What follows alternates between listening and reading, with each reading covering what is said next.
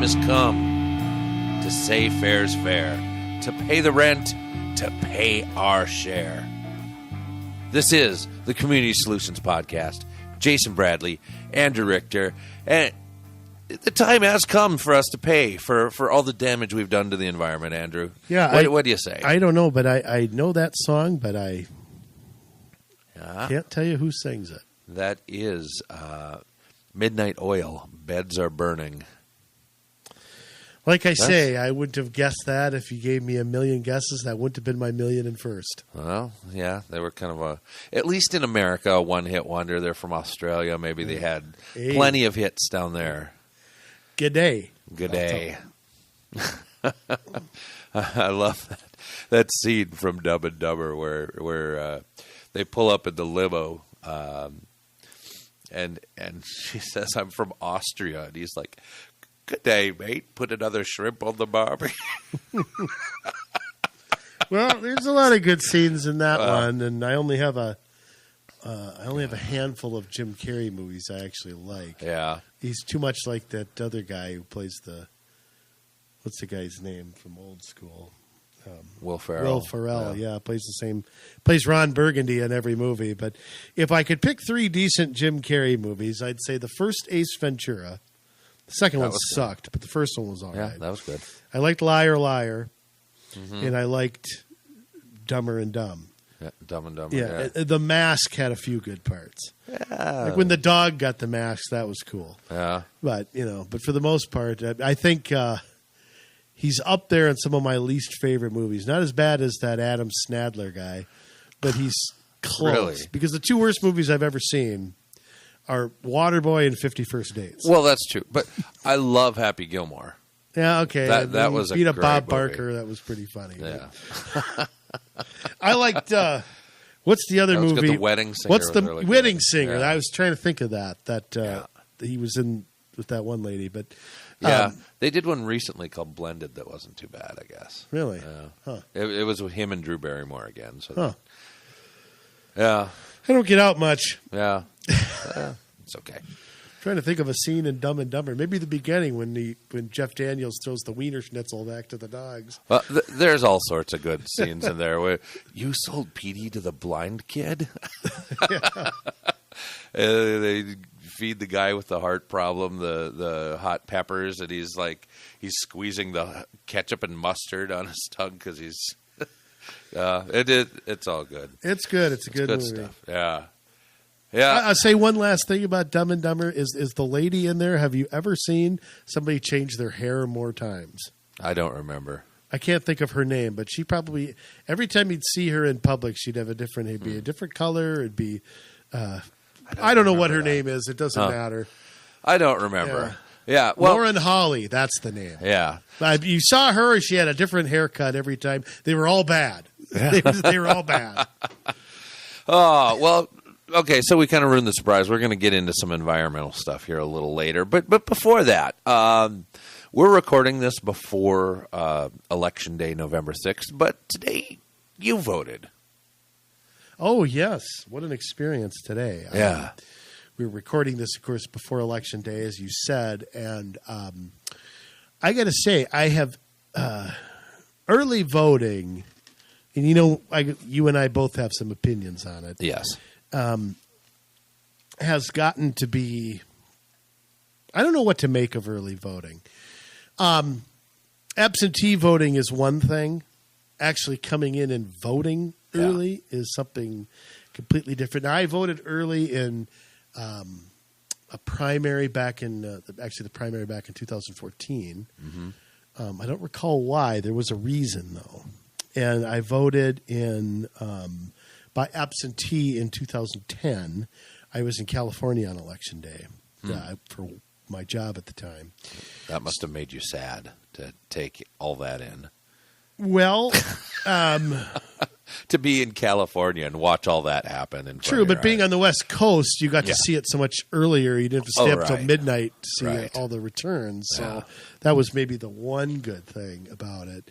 But it was hard to follow the Minnesota. This is before. I don't remember tweeting at that time. I don't remember that being so big. So, the instant results weren't quite there. But I go in. I have to say something. I have voted on election day, especially in what this year would be the non-presidential year. Of course, I voted in odd years if there's been a reason, Right. Like our school district previously, or a referendum, or something of that nature. And I got to tell you, there were more people there today than at some times that I have voted. Huh. Now, I went down to the city of Plymouth, and I understand that's the only place to vote, by the way. You can't vote in your you can't Really? early voting. You can't vote at Oh, yeah, your yeah. That would polling make sense. place. Right. It is at the city hall. Now, Plymouth is a city of 60, 65, 70,000 people, so Something it's a like lot that, of people. But I thought I'd go there, fill out a ballot, go in a corner like I did when I was in Crystal. They had a full room with like a dozen places to go cast your vote. Wow.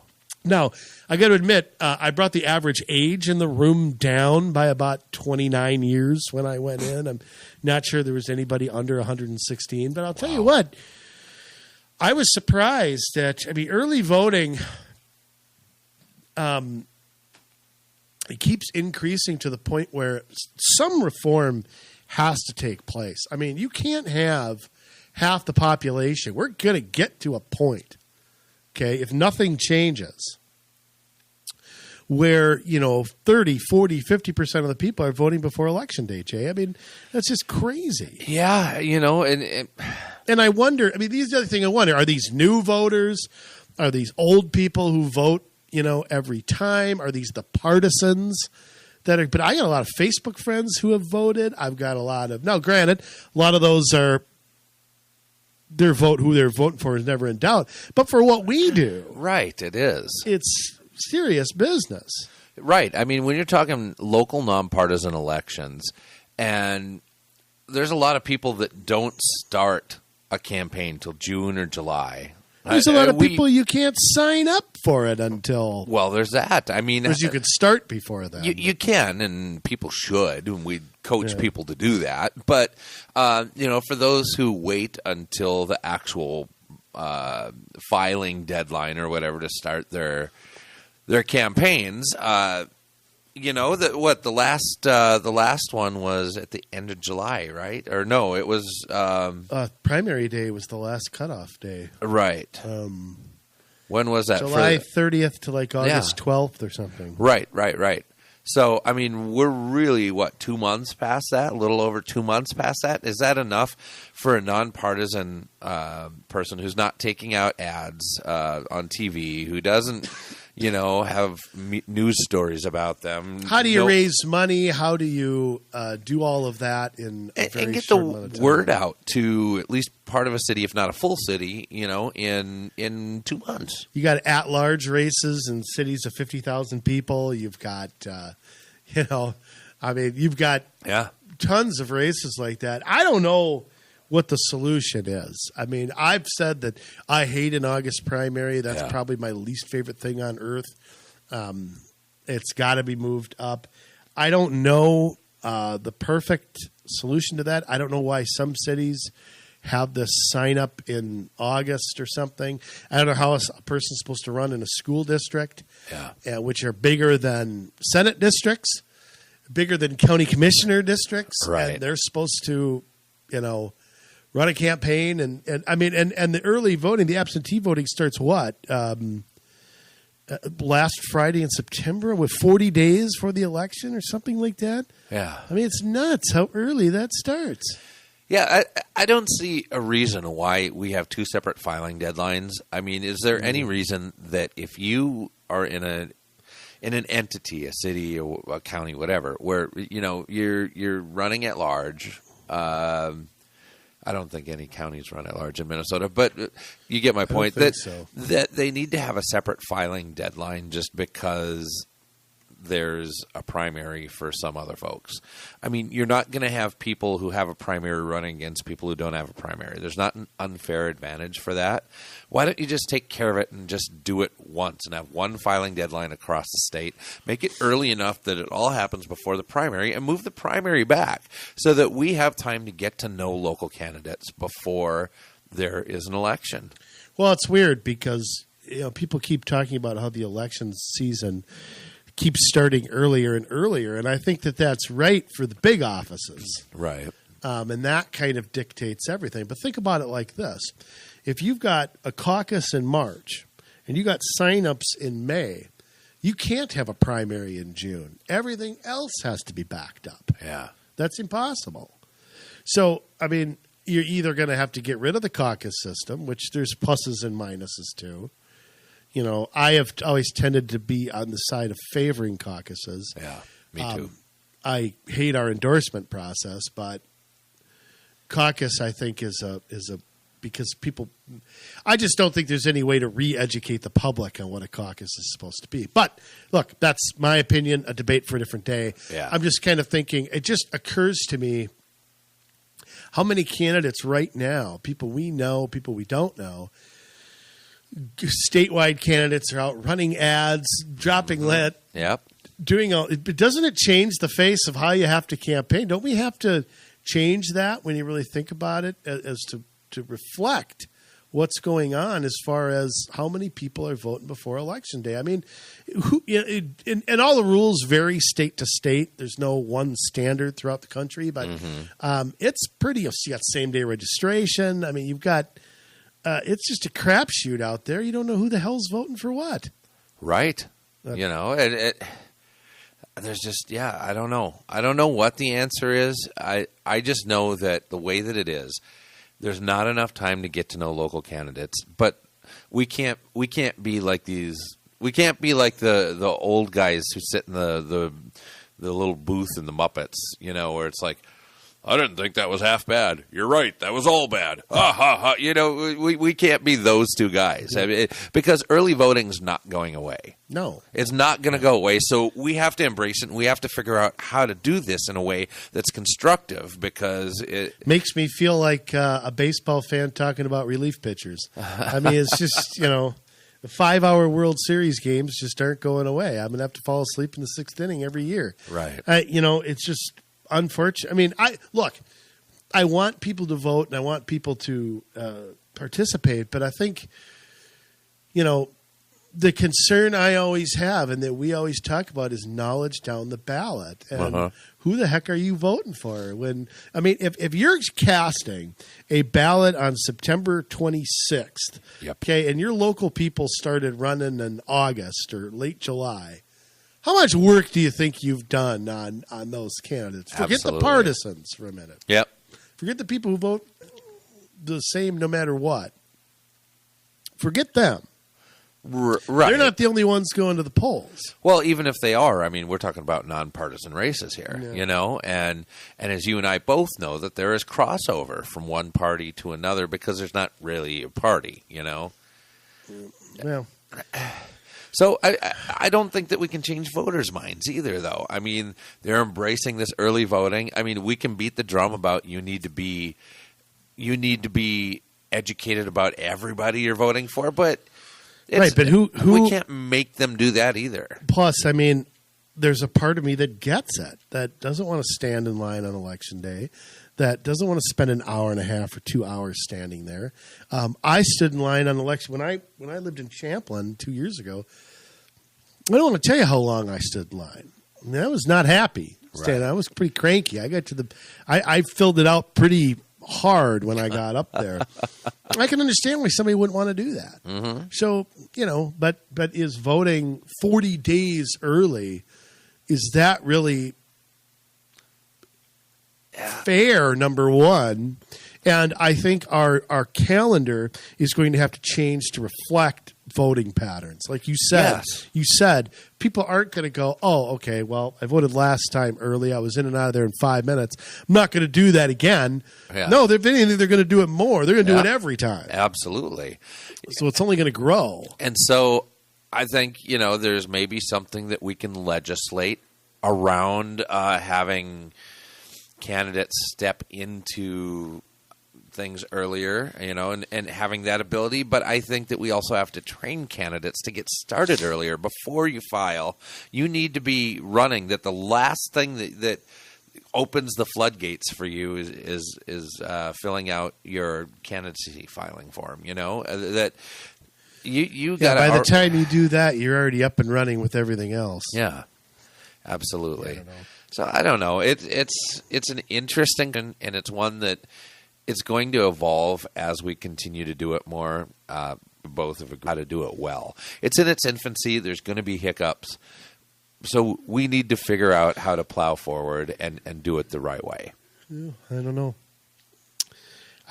I mean, and I think that applies to everything. Candidate forums have to be earlier. Yeah. It just... Absolutely. I mean, we know of at least one that happened last week. Where... Two. Oh, at least two that happened last week. Actually, I'll just mention them. Yeah. Big Lake, Crystal. With Sherburne County. Yeah. Crystal. Yeah. Robbinsdale's happened on the 16th. Yeah. 281's happened on the 15th. I mean, these are all late where, people are already voting. Let's just say 10% have voted by the time we're recording this. Well, that's 1 out of 10 voters who voted for who knows who. They don't even know. Probably not. So, I don't know. It's a weird deal, and I just think that if we're going to move up the voting, we've got to move up or move back the voting, I should say. Right. We've got to move back everything else. It's a crazy campaign, and I know some people don't like to hear that. They're sick of it. They're sick of the ads. They're sick of the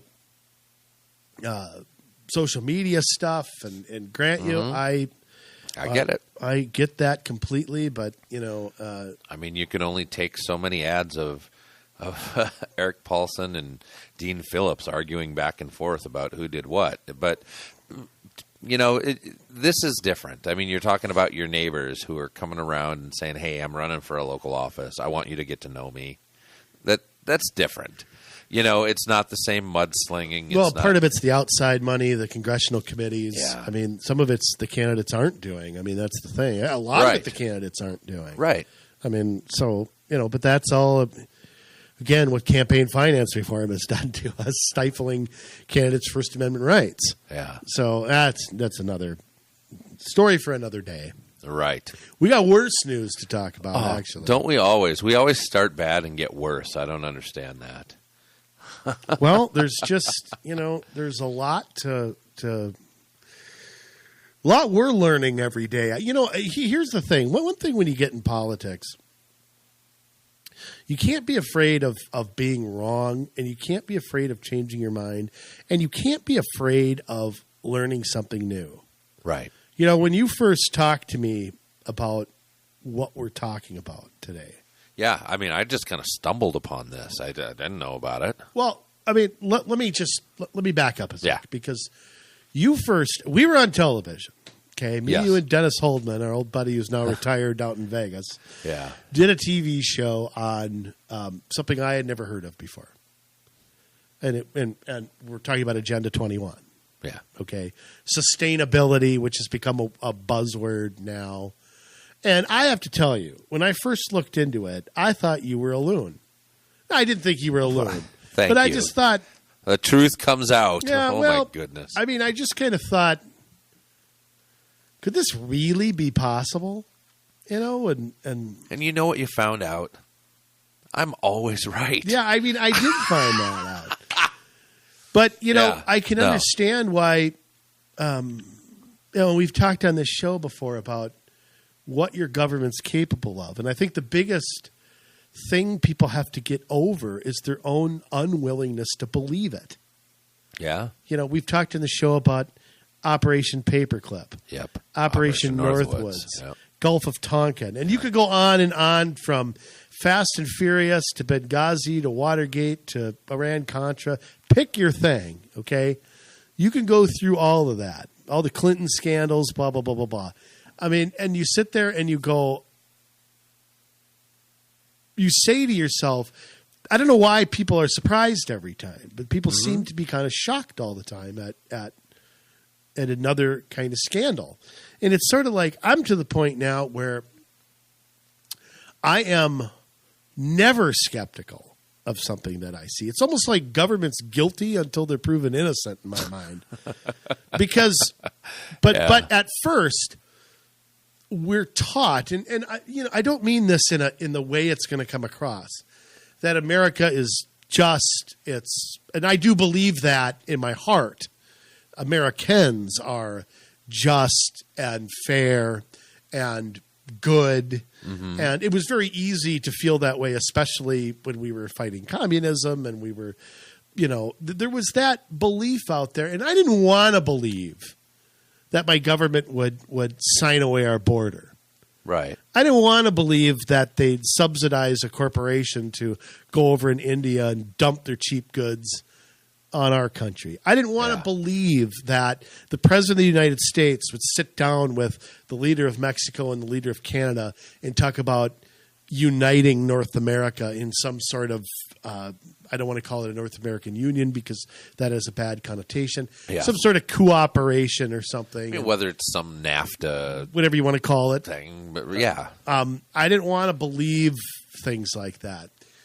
And I think that when we talk about something like Agenda 21, it sounds like it's not the country we know. But I mean, America would never do that. Right. But you know what? I'm going to tell you something.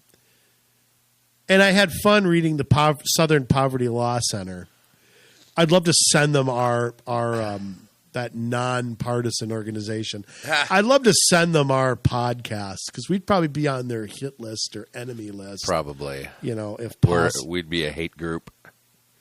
Yeah, we probably would be. I mean, who think that this is hooey and that anybody who believes this is a nutcase. Yeah.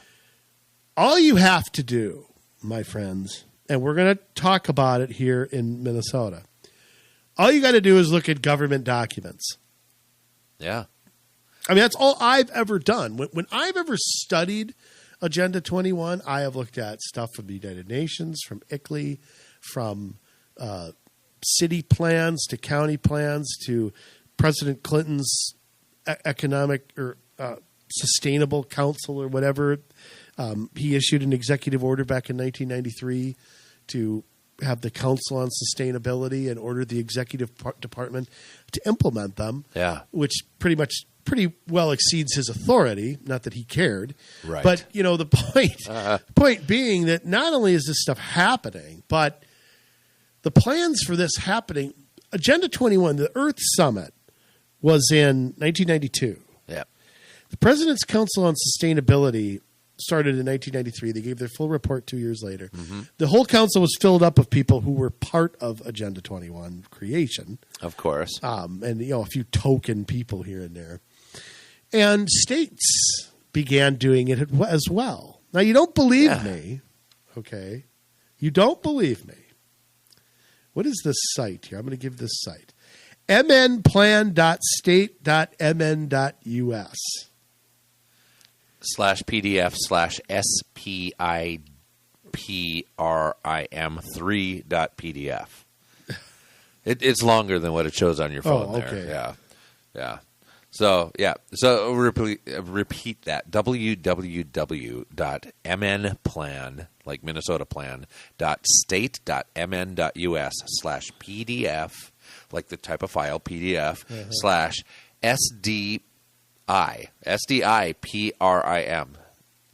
Google Arnie Carlson, Minnesota Agenda 21, and you will find it. Is that how you found it? Uh-huh. It's right there, about the third one down.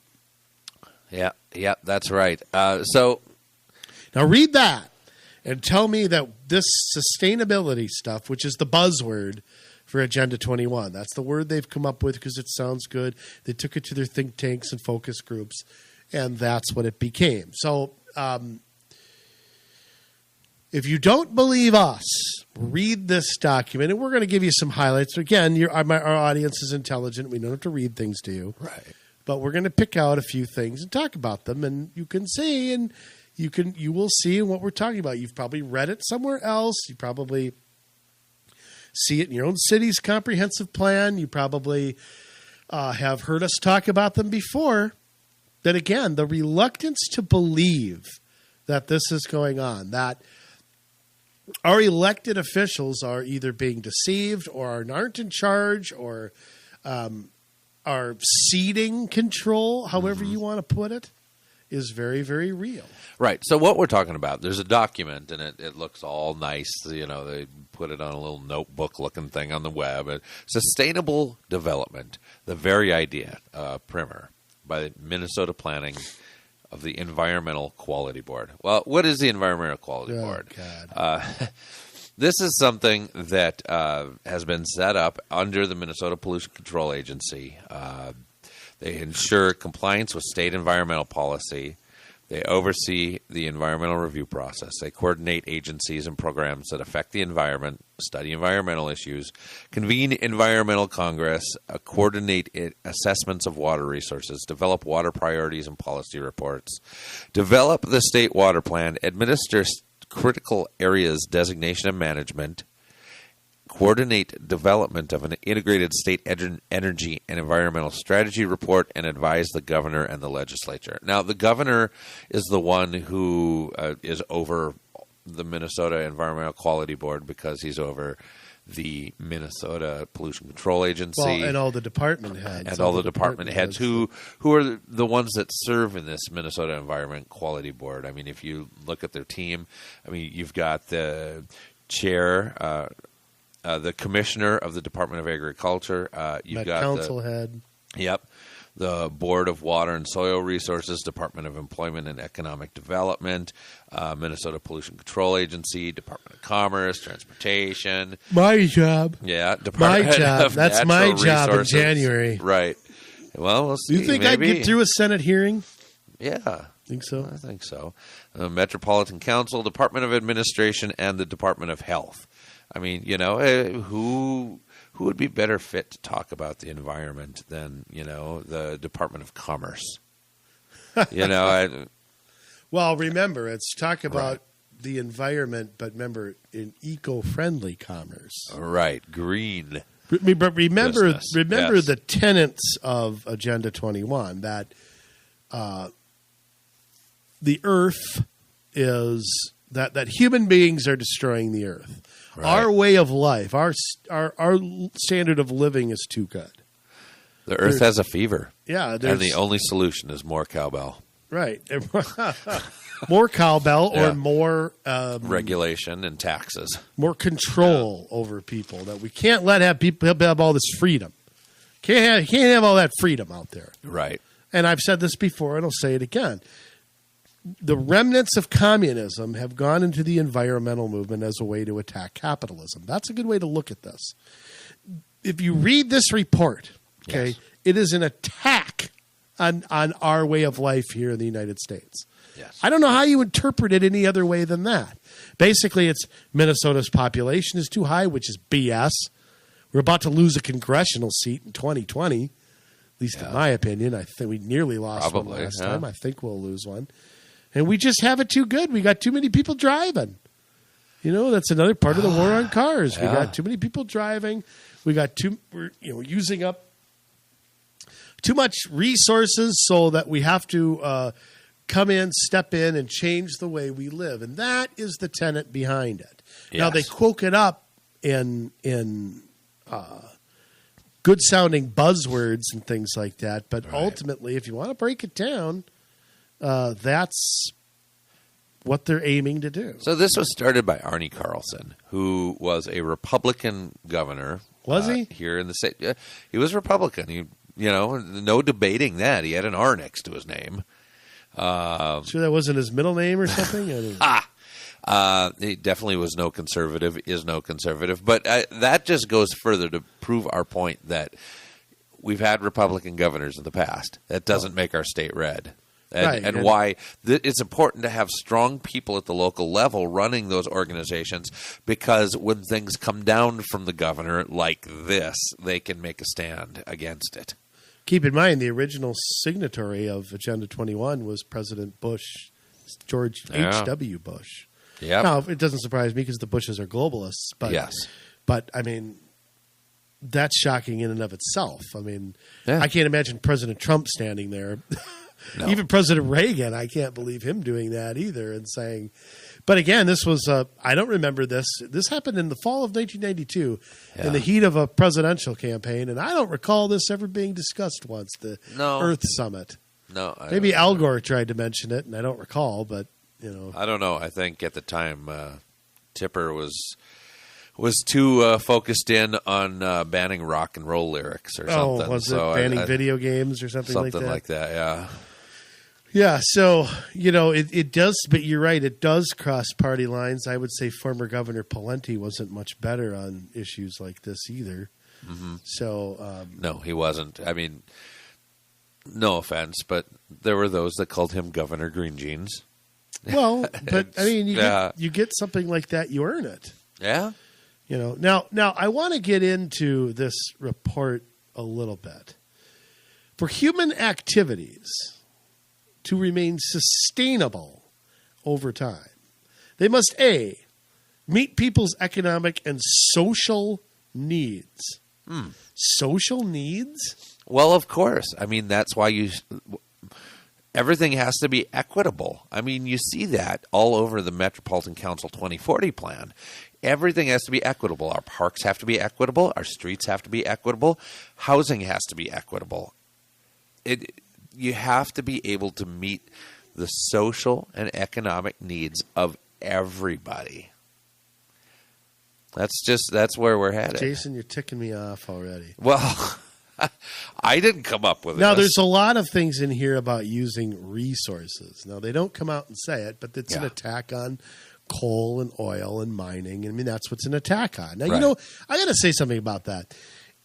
Let's pretend. Let's say the Earth had 10 more years of oil left.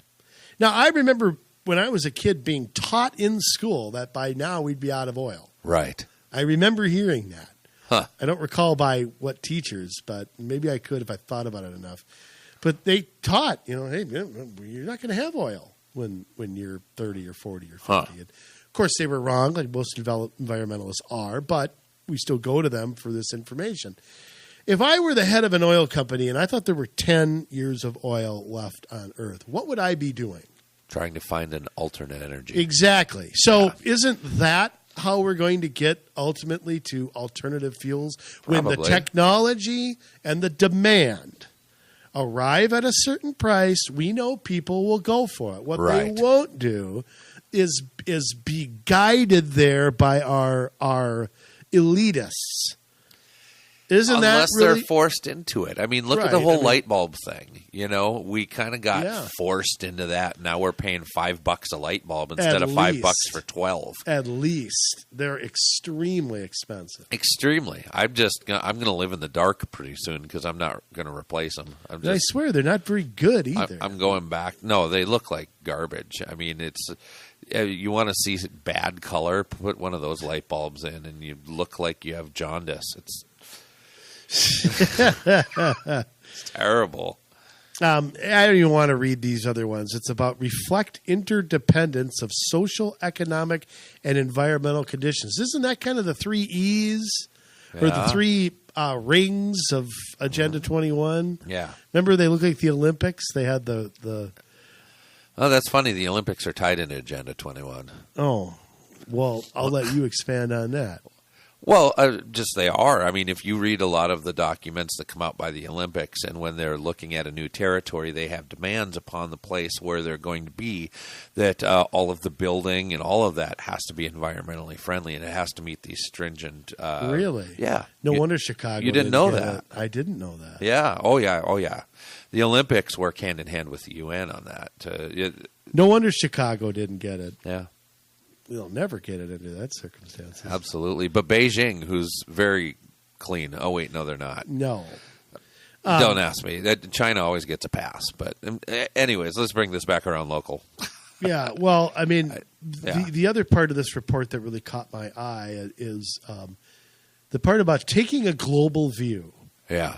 Now, this is a report about Minnesota, but of course, it's really not about Minnesota, is it? No, we're taking a global view.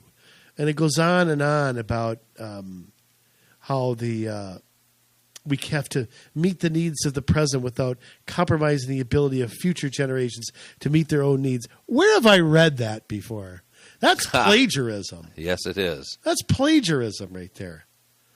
A commitment is made. The United States and 180 other nations met at the Earth Summit and agreed on sustainable development should be their goal. Yippity-doo-dah. And, of course, it wasn't submitted to the Senate like a treaty's supposed to be. Right. And of course, we're just going to do it. No, we're going to, yeah, right. We're just going to do it. We're going to have a president who implements it through executive order. And, oh, look at this. This is on page 5. They actually call out Agenda 21. But these are by people that believe in it, that are putting it into policy.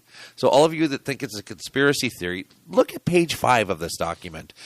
They actually say Agenda 21. Agenda 21 has since been used to guide similar public-private efforts at national, state, and local levels.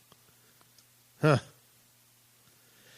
And always land use, always a big thing. Land use is a huge thing. A finite resource that has no substitute. Encouraging new buildings in areas that already have roads, sewers, and other services is one made to meet their land goal. Now, what are they talking about right there? Higher density. Yeah. They want higher density. They want to cram you in. And, I mean, look, when government restricts where you can live, they, in fact, control you. Yes. In some way, shape, or form, they control you. Yes, they do. So, and they want to divert water to keep different watersheds, if you will, from running into each other. And they want to using resources as efficiently and fairly as possible so that present and future generations can meet their needs. So now we need to worry about using resources fairly. Well, what's that supposed to mean? I mean, you have too much, you have too little. You need access to this. You can't have so much access to this. None of us can have so much access to this because our progeny down the line is going to need access to this. I mean, it control, restrict, manipulate. So translation is implement socialism. Yeah. I mean, or isn't that worse, really... because we're talking about government control, state control of resources. Not of industry so much, but to some degree, because, we're talking about mining and we're talking about drilling in some places. State control. So, and they'll do that not by owning the companies like in communism, but by legislation. Well, what's the difference? You're pretty much doing the same thing. Exactly. But, it's more of we're going to legislate what you're able to do and not able to do. Well, and I'll tell you what's always concerns me, because I've said this before, when government and business get together, okay? Yeah. We're always the loser. Yeah, that's true. I mean, it really is. And there's certain businesses that have gotten in bed with this sort of stuff in exchange for favors. Yeah. Or I would, GE, probably the biggest one I could think of. Right. As you mentioned, light bulbs. Well, who's charging $10 a light bulb? GE is. Yes. So I mean, there's companies getting into bed. You see them pushing this agenda as well, which, I mean, they're working hand in hand with government to do that. Well, it's everywhere, too. I mean, I don't know. You probably haven't been to the Como Zoo recently, but no. I love the Como Zoo. I love going to the Como Zoo and just checking out. I was at the Minnesota Zoo recently, but that was to take my wife and I took my nephew to the light up pumpkin thing, which was super cool. Huh. It was really cool. Awesome. This was not so cool over at Como, which I love. I don't know if you've heard about all the stuff, like everybody is so concerned about the plastic in our oceans, and so they made all of this artwork out of plastic, and they made jellyfish out of it, and they made like sharks and whatever to promote that there's too much plastic in our oceans and it's killing all the animals. And I'm sorry, but A, we're in Minnesota. We don't have any oceans here. B, in Minnesota, our lakes, our water is as clean as it's ever been. Much long, cleaner long, than long, it's long been time. in a long time. A long time. And that's the thing. Not to interrupt you, but because I don't believe in some of this stuff doesn't mean I want dirty air, dirty water. No. But you get charged with that there's one side of the argument. There's the people who care and are doing something, and the rest of us don't give a damn. But what happens with our plastics is that the Chinese end up buying a lot of it. And then, they say, we'll dispose of this for you. And they throw it in the ocean. And that's what they do. And so we can't really control once we sell it what they do. So maybe we should just stop selling it to them and we put it back in a landfill. Maybe we figure out a better way to recycle it or reuse it. Yeah, but I'm sorry, Minnesotans are not throwing plastic in the oceans. And like I said, we have really clean water in Minnesota right now. But again, part of it is getting into the minds of young people. Right, and exactly. Teaching young people that capitalism's the problem. So making a profit is the problem. Yep. And nothing could be further from the truth. The businesses are in bed with government. I want to move to page 17 of this, which is the governor's roundtable report, investing in Minnesota's future. About this is his hand-picked business leaders or whatever. And I want you to listen to some of their things. Provide incentives for businesses interested in developing and adopting sustainable practices and technologies. Let me translate that.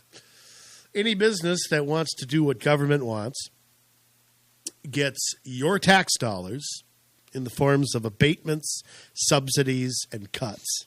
Right. To go do that with. Walmart has really gone crazy in solar. Do you want to know why? Because we're paying for it. Do you think they'd put up huge, expensive solar panels if we weren't subsidizing solar on both ends? We're subsidizing its make as well as its implementation. Yeah. I mean, so basically that's what, but these businesses, they get in bed, okay? They're doing it to get something for it. Right. I mean, solar's not that good yet. No, it still stinks. Comparatively speaking, Right. It still does.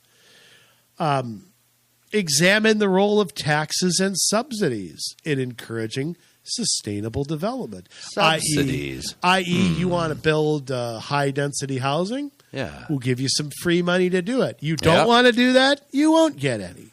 Yeah. I mean, I would assume that, it would be within their purview to try and open up some of the limits around like TIF financing, things like that would encourage businesses doing the right things, whether that's development of high-density housing, whether that's green building practices, whether that's LEED standards. Yeah, that's the kind of thing.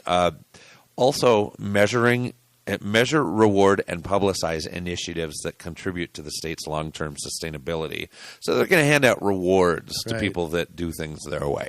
Right. They get the environmental stewardship reward or something like that. How about establish new public-private institutions outside of government to aid in facilitating sustainable development in the state?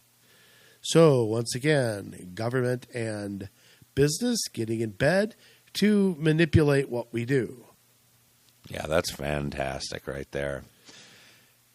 And boy, page 19... I'm not sure if I won't even want to say these things out loud. All the various policy changes that have happened over the years to get us to this lovely place. Is that what you're talking about? Or are you talking about how to support sustainable development by joining or forming an eco team? No, I was talking about the top part. I didn't even get down that far. Oh, boy.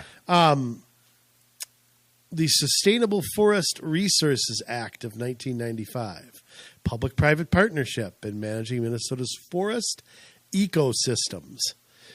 Livable Communities Act, which we've talked about many times on this show, yes, which established basically subsidizing high-density housing next to transit, affordable housing, and that kind of stuff. Community-based planning, which lays out all these goals for a community comprehensive planning that again encourages transit, high density housing. Yeah. Complete streets, all that kind of sidewalks, all that kind of stuff. Yep. So, that's part of a law passed by the legislature. It's it's unbelievable. So, I don't want to join an eco team. I don't know, but they're made up of friends, Andrew, Yeah, and colleagues and family members or neighbors.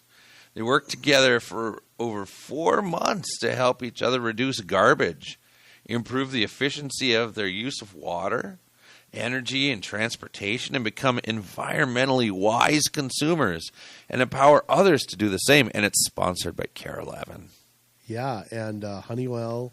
Wow. A few other things here. Promote environmentally sound business. So once again, choosing one business over another. Bike parking, limiting car parking.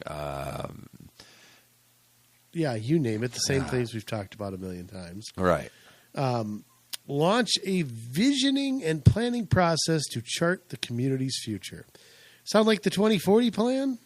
Yeah.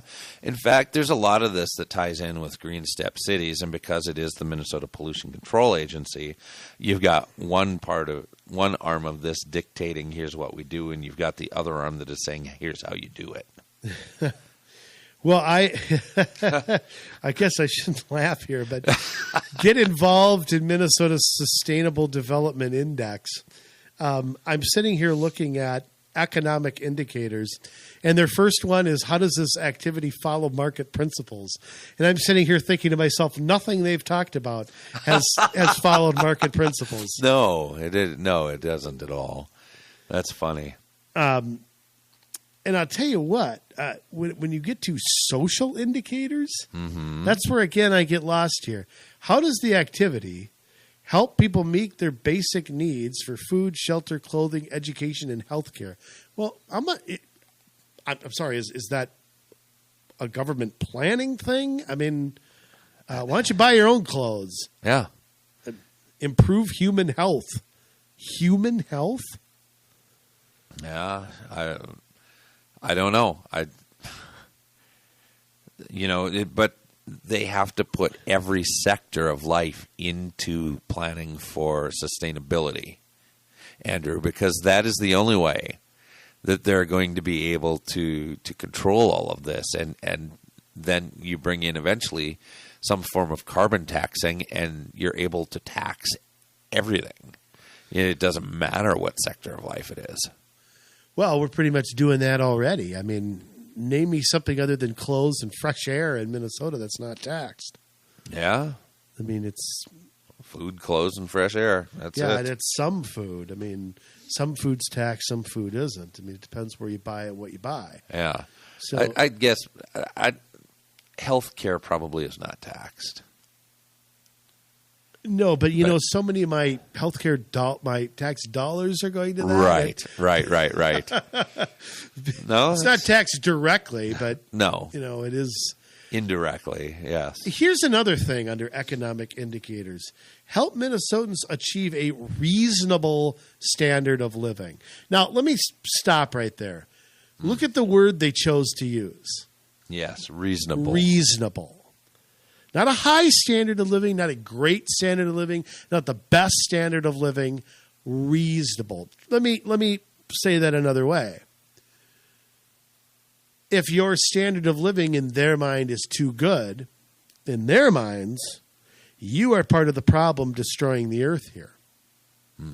And you need to cut back on what you're doing, whether that is driving too much, owning too much land, having too much money. It's a blueprint from redistributing wealth. Reasonable. It's a key word. I really picked up on that. Well, also, I mean, help is another key word. Should the government be helping Minnesotans achieve a reasonable standard of living at all? Other than the safety net to take care of the absolute destitute, Should the government be helping at all? This can point to universal basic income or a standard minimum wage or, Yes. these are... Name your issue. That's Right. a social justice issue. Right. Yeah. Graduated income tax, a bunch of people paying no tax at all, which is kind of the system we have now. I love this next paragraph, too. Although these indicators are divided into categories, they are interdependent characteristics of a sustainable community and society. For example, preserving community character, which this plan basically destroys, is not just a social indicator, but part of what makes up the economic base of a community. Now, let me try to follow that in English. Preserving, put it to you this way. What they're really saying is that we can't keep your city the way it is. We're going to preserve something, but we're going to change the economics, but I'm not even sure I'm right on this. Hold on. It doesn't matter. I mean, I'm trying to explain that in English, and I guess I just can't. But, I mean, you don't preserve a community's character and promote a million things to change it. That's impossible. Change happens. It happens naturally enough. It just does. Yeah. Nothing stays the same forever and ever and ever. I mean, if it did, we'd also be watching Gilligan's Island. No, but, I mean, this is what we've talked about before, though, too. I mean, a community does want to preserve its character. If it's a quiet community, it wants to stay a quiet community. Yeah. It doesn't want to go from single-family houses to high-density housing. It doesn't necessarily want to be a community that finds itself next to a light rail station. Or if you've got like an old downtown, people really like that and want to keep it. Maybe you have an airport that's been there for 70 years and people might want to keep that. Maybe you've got a great park by you and you don't want to see it dug up and turned into condominiums. Right. And a great contrast is Robbinsdale. It has kept its small town downtown feel, and it's even kind of fought parking a little bit as far as if the Botna line ever happens. And then you've got Hopkins, which also has this nice small town downtown feel, except that it's changing and you're getting luxury apartment buildings that are 10 stories tall, and you're getting, you're getting streets that are no longer very drivable because you've got half of the street then for driving and half street is like walking and biking, and you've got no they've imported Minneapolis' streets and put them in Hopkins. Yeah absolutely. St. Louis Park's done a lot of the same. Oh yeah, St. Louis Park is unsavable, but yeah. So this stuff, I mean, this is from the 90s, but you can see it being implemented everywhere, can't you? Yeah, I mean, the things we've read to you, we've told them you before. Yeah, I mean, they have had a 20-year head start, 25-year head start. Yeah, and we need to. It's not too late. I mean, that's not to say that it's too late to change, course to turn the ship, but it takes us starting and getting involved. I got to say something about the end here. They're useful websites. I mean, you really want to talk about useful. That's funny. Yeah. Well, again, words matter. But how about this? Business for Social Responsibility, Center for Sustainable Communities. In other words, they're not going to give you an alternative view on anything here. No, it's one. And here's the thing. Well, the International Chamber of Commerce, international, right? Okay, not Minnesota, not Hennepin County, not United States, not anywhere. International. Yeah. International Institute for Sustainable Development. The New Bottom Line. Ooh, they're a group that's we're going to have to do a podcast on one day. Yeah. And here's my favorite. President's Council on Sustainable Development. They actually quoted in here. Not only did they plagiarize it, but they quoted in here. Well, why wouldn't you? World Business Council on Sustainable Development, Sustainable Communities Network, Sustainable Business Network. Not one single alternative idea is in here. Green Clips, is that where you go to get your hair cut, Andrew? And you get it dyed. It's you go on St. Patrick's Day. Go to Green Clips. Yes. Oh, my word. So, yeah, this is a great plan. If you want to become California and run your entire state into the ground, because it's filled with socialism. It's filled with equality, forced equality, not equality of opportunity, but equality of outcome. It is filled with... Which it never achieves. California is example number one. You've got no middle class. You've got a ruling class of liberal elitists. And you've got businesses flooding out of California and going to Texas.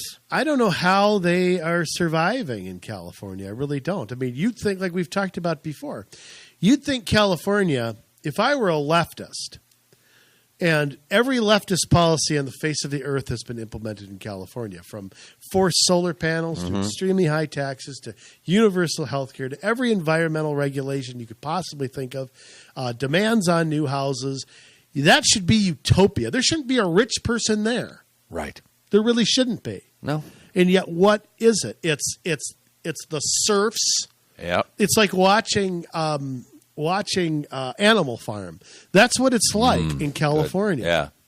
You've got the pigs pigging out at the table, Moonbeam and all his friends. Right. Feinstein, who I don't know if she knows what day it is, and all these people. And you've got the serfs down below, many of whom are dependent on government, and the people who aren't, the I hate to say productive citizens because that sounds bad when you say it, but the entrepreneurs, the new businesses, the new idea people are leaving California like crazy. Now, the welfare element continues to come in, which is why California stays where it is. I mean, because if you really want another example, a great example is New York. If you look at New York, that used to be the happening place to be, and it has shrunk in importance in this nation. It has. I mean, there was a time, I go back to, in fact, just out of curiosity, I'm going to look. I mean, it's the biggest city in our country. It is the biggest city in the United States. But yeah, I mean, it has in a lot of ways. You don't have the manufacturing base that you used to have. Well, and upper state New York is like a different state. I mean, it's just I just want to look. A lot of people flooded out of there and went to Florida. Well, let me give you a good example of the change. In 1976, this is the presidential election of 1976. You know how many electoral votes New York had back in 1976? Take a wild guess. I don't know how many they have now. Today they have 29. 29. I'm going to say they had 35. They had 41. 41. So they've lost 12 electoral votes in 42 years. Wow. Florida at that time had 17. Do you know what they have today? 22. 29. Texas at that time had 26. Jimmy Carter won Texas. Yeah. Today, Texas has 38. Coincidence that states with no income tax have grown, and the states with Illinois in 1976 had 26. Wow. Today they have 20. Michigan had 21. Today they have 16. You can see where the growth has been. And wow, South Dakota stayed about the same, hasn't it? Nobody wants to live there. From 4 to 3, actually. Wow, that's kind of the lone example, but it is South Dakota. Not to rag on you guys out in South Dakota, but no. And you've seen other states grow. North Carolina has been a state that's grown, but mostly it's people out of the Northeast and somewhat in the upper Midwest. There's some exceptions to that. And Tennessee as well has grown. Yep, because that's another no tax state. Yeah, it is. Georgia has grown also. Georgia's a low tax, not a no tax. Yeah. But, you can see by the movement. I mean, if you had the electoral vote in 2016 that you had in 1976, you might have had a different, would have definitely affected the outcome. So, well, then again, Ohio and Pennsylvania's lost a lot of votes. Pennsylvania's gone from 27 to 20. Yeah. So it's changed a lot. So, The Southeast is really what has grown, and the Northeast, if you want to be real general about it, is really what has lost. Minnesota had 10 in 1976. Yeah. Got 10 today. So it hasn't changed much. But you can see that moving with their feet, that has happened. So interesting election in 1976. You ever have a chance to take a look at the map? I mean, President Carter won almost the entire. Interesting to see the solid South go Democratic. Yeah. And he won every southern state except Virginia. Right. And Ford won much of the upper Midwest and the entire West, including California. So, wow. A very strange election. I mean, compared to today. Yeah. Maybe Trump and Hillary, you can't get, a whole Although we had a few back then, too, because, I mean, with Reagan kind of sweeping the whole map, other than Minnesota. Well, Richard Nixon had done the same back in 1972, and Lyndon Johnson had done it in 1964. Dwight Eisenhower did it. FDR did it. We're so polarized now. Well, I just think it's not. I'm looking up the Texas vote real quick. 51-48, Carter won the Texas vote by. Wow. We are polar. I think the thing that worries me about the future of the country is how the red states are getting redder and the blue states are getting bluer. Right. I mean, doesn't that concern you? I mean, that just really bugs me that, that 30-ish states, and the states I'm talking about, we don't have to name them off. I already can tell you in 2016 who's going to win the electoral vote. Right. And that just, I don't know, that makes me feel just kind of odd about it. I don't like it. Right. I mean, basically every 4 years it's up to Pennsylvania and Ohio and Florida who our president is. It's a little ridiculous. It's up to a couple states in the Southwest. Yeah. It's up to the upper Midwest from Missouri over to Pennsylvania, North Carolina, and Florida. It's up to about 14 states. Because if you look, President Obama probably symbolized the polarization more than anybody. If you look at him from 2008 to 12, 2 states changed hands, Indiana and North Carolina. And no other states did. Right. That is incredible. I mean, I don't know if that's incredible, good or bad. Right. It just bugs me how many states are red and blue, and I think a one-party state is just. I think it's bad. Number one, it breeds corruption. It breeds entitlement to office. It breeds somebody never getting their ideas challenged. Right. Or anything like that. It's just go red team, go blue team. Right. So, I don't even know how to break that up. I don't know what to do. Well, I mean, like we talked about earlier, it kind of starts at caucus, and you get your scouting hat on, and you find the best people. You get them into city councils. You get them into advisory commissions. When they start to go sour, you bring the next person up to challenge them. You get the fresh blood in there, and as you go up the chain, you can't be afraid to primary people with the best people that you've got on the farm team if they're not pulling their weight. If they're no longer useful in their role, you bring somebody along to challenge them in the in the endorsement process and in the primaries. Which is different everywhere. Right, it's different everywhere, but you have to be able to be willing to come after these people, and not just, hey, I'm in Texas, I'm a Republican, I got a seat for life. It can't work that way. Well, I don't know. I'm pretty concerned about it. I just think we've reached a point where, you got legislators writing their own districts. I mean, I don't know what will turn it around. I really don't. But it worries me a lot. Not the polarization, because we've always had that. We've always had differences in ideas or in priorities. Differences are something that we can't be afraid of. But the whole red state, blue state thing is very, very, and I don't want to see my presidential candidates spending all their time in 10 states. Right. I mean, I think that's, of course, National Popular Vote would do the same thing. Mm-hmm. They'd spend all their time in LA, Chicago, and New York. But the idea that, okay, I'm the Republican candidate, there's 20 states I'm going to win, I don't have to go there, I don't have to earn anything. Right. Kind of, it's a I don't know, it's kind of a downer, I think, for the country. Yeah. I think.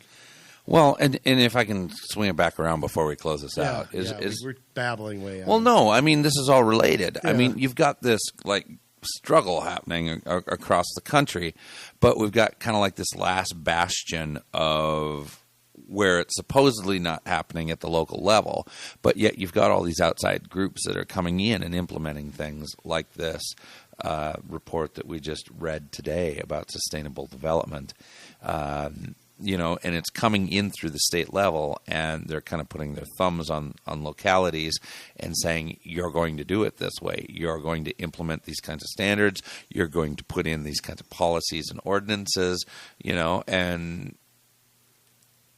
they feel the squeeze.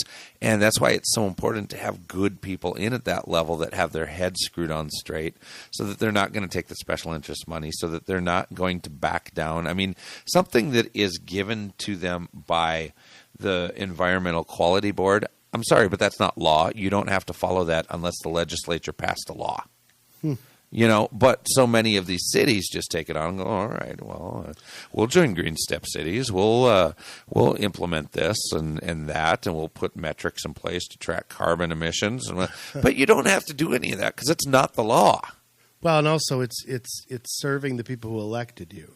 Right. You answer to them. You don't answer to somebody at the Minnesota Pollution Control Agency. Right. But when you have people that have kind of sold their soul for, you know, following the party line or whatever, and that's what you get is like, oh, we're willing to follow the Minnesota Pollution Control Agency. Yeah, you get two parties growing government. Right. I mean, how many times have we talked about in this state, and I've complained about it, about having DFL and DFL Light? Right. I mean, when's the last time the Met Council has shrank in its vision, no matter who's governor? Or governor appoints them. Or who's controlled the legislature. Right. I mean, if I'm in the legislature, I don't vote for any funding bill unless there's, you know, I'm not funding anything unless I see some reforms. Yeah. You can shut down the damn government all you want. I mean, I'm not doing it. Mm-hmm. Which is why I'll probably never be there. I don't want to be anyway. Because could you imagine sitting in a chair all day and just listening to people who yap? No, I'd hate it. I'm not cut out for the legislative branch of government. I'd be soliciting people for cyanide pills. Yeah, that's right. You and I both know I'm not a legislator. That's just not. I couldn't sit in that room. Even if I lived in a red area and had an easy seat, you know what I mean? I still couldn't do it. It's like I don't want to be there. How bad is that? How bad is that? Yeah, it's crazy. And so that's part of the problem is just, you know, too much power, too big a government, too many controls over localities putting in people who want to toe a party line, or they put their platforms ahead of what's best for a community, you know, best case scenario. Well, it's like what we talked about one of our last shows about, you know, partisanship that we've seen in some local races where people are just blatantly, clearly going to answer to a party first. Yeah. So. That's true. Well, anyhow, Jay, give them that. Where do we find this now? This Minnesota, what was it again? All right. What'd you say? Arnie Just Carlson. Google Arnie Carlson, Minnesota Agenda 21. Minnesota Agenda 21. Yeah. And it's by the Environmental Quality Board here in Minnesota. Yeah, it's worth reading at least because it's something from the people that actually believe in and are trying to implement this, and they quote the things that a lot of people say are a conspiracy theory, but guess what? They're not, because if the people who believe in it follow it, chances are pretty good it's real. Just saying. You got a point there. By the way, I have to just say one more thing about the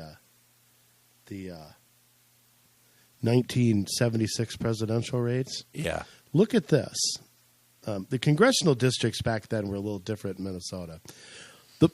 President Ford won one of the 8 congressional districts. Take a peek at where it was. Oh my goodness! It was like Western Hennepin County. 5, yeah. Maybe CD3 or CD3 could be, is yeah. today. But he lost everywhere else in Minnesota. Think about how different it is. It's pretty different now, isn't it? Wow. Yeah, it's like flip-flopped pretty much. Wow. That's crazy. A lot of blue in Texas, too. Yeah.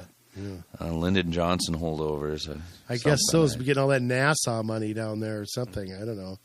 Look at the Northeast. Yeah. Sorry for you people on the radio, but... Well, and explain. We're looking at an election map from that election. And, yeah, I mean... It's by congressional district, so you can see it broken down in red and blue that way. And right. You can see... I'm not surprised at New Hampshire, but I'm surprised kind of at everything else up there. But all right, well, go get on those...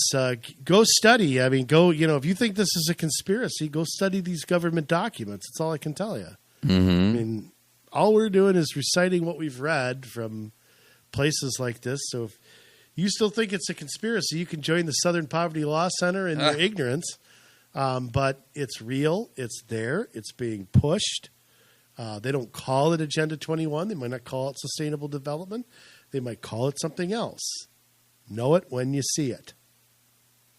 Yeah, that's true. And what can you do about it? And we kind of alluded to that already. You got to get people in at the local level.